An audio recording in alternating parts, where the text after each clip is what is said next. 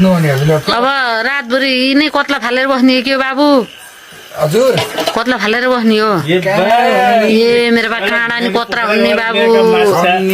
यत्रो थुथुनु कत्रो माछाको ए आउने म त सानो ल्यायो होला भने थिएँ बडा ल्याएको आधी हातका भए पनि एकदम एउटै होला यो त हो ए मेरी आमानी ल ल ल ल ल ल ल ल ल ल